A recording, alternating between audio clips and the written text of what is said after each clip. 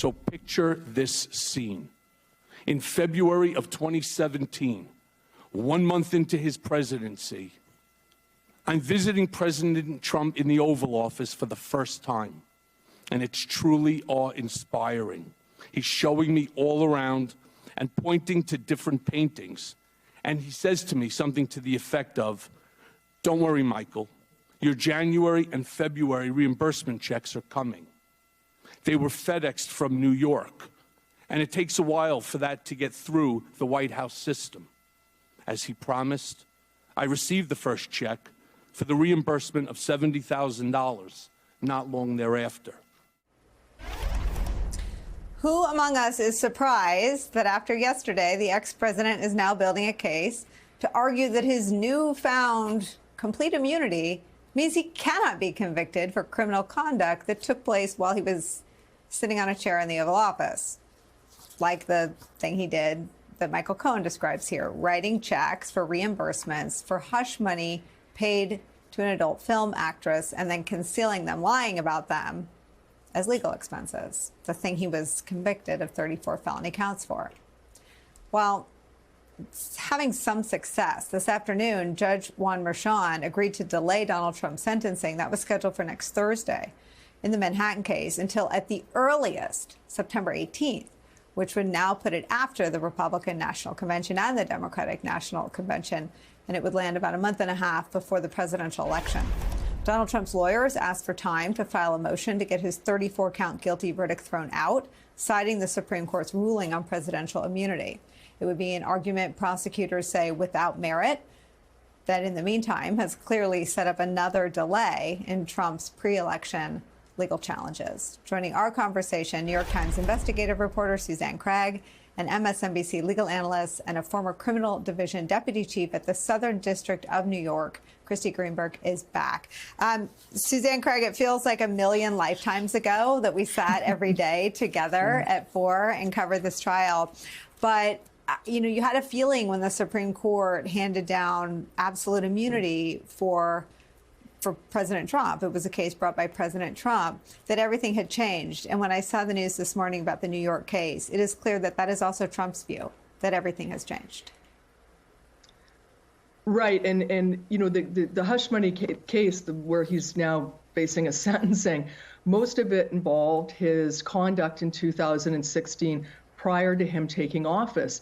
But there were a number of things that happened at the White House that are now going to come under a new light. And I think, like everybody today, I made a list of all of those things. I probably didn't get them all, but there was a lot of conduct that did spill over into the White House. You played the tape of Michael Cohen, and that was one where the checks were signed and they had a discussion about the checks coming. You know, that was just one. And the other one I think was really important was that conversation that he had with Hope Hicks, where they were talking about Michael Cohen and the payment, and Donald Trump said, well, it's better it comes out now than prior to the election. And that was a conversation that happened at the White House. Some other ones I wrote down, there were tweets involving Michael Cohen, there was call logs, there was conversations that he had in the White House, there were speeches, there was a public disclosure form that he had to make where he disclosed the payment to Michael Cohen.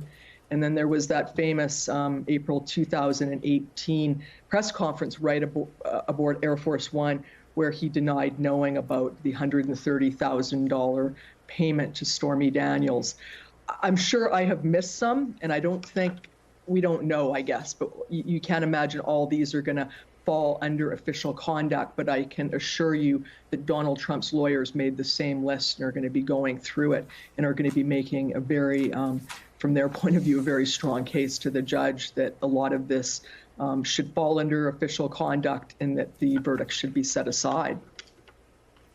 You know, Christy, I've said on the show that I really, if I'd known I was going to cover someone like Donald Trump, I would have sought to obtain a law degree in some manner. But tell me how I mean, I know all those things, I know where they happened, but how is it anything official to have sex in Tahoe with Stormy Daniels and then engage in collusion with David Pecker and then pay Michael Cohen fake falsely accounted monies to keep Stormy Daniels quiet. Which part of the conduct is official?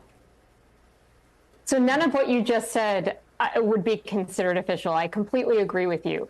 But I do think, as Sue was going through that list, that is a list where at least some of those acts could be considered official. The one that I focused on was the same one that Sue mentioned, that witness testimony with Hope Hicks in 2018 when she was the White House communications director. And they were talking about how it is, for example, that the Stormy Daniels story was playing.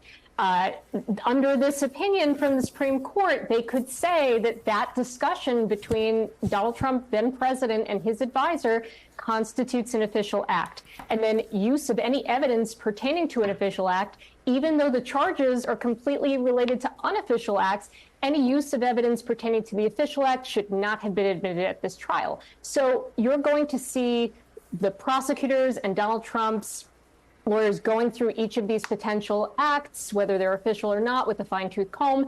And then if they are official acts and they shouldn't have been admitted, then the question becomes, well, how important was this evidence? Was it really significant? Like that Hope Hicks testimony, that moment was significant, but was it cumulative?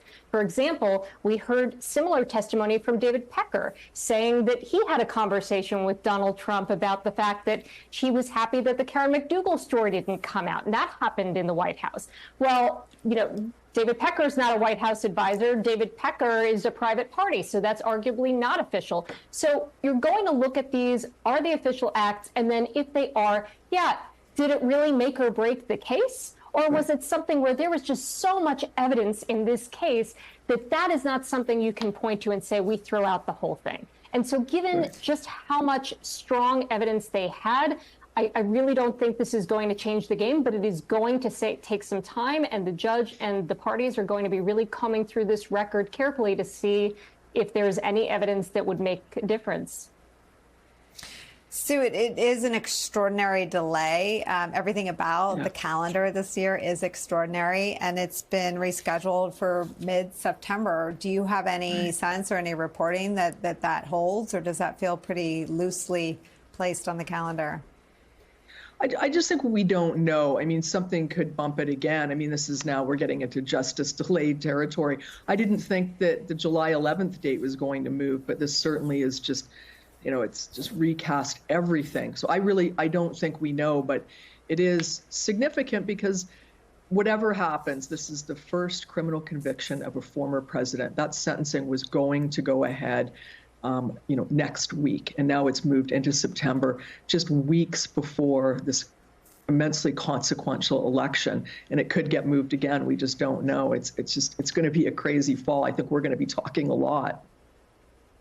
Hey there, MSNBC fans. I'm Luke Russert, and be sure to join me, Rachel Maddow, Jen Psaki, Lawrence O'Donnell, Steve Kornacki, Joy Reid, and many more September 7th in Brooklyn, MSNBC Live Democracy 2024. Click on the link for ticket information. We will see you there.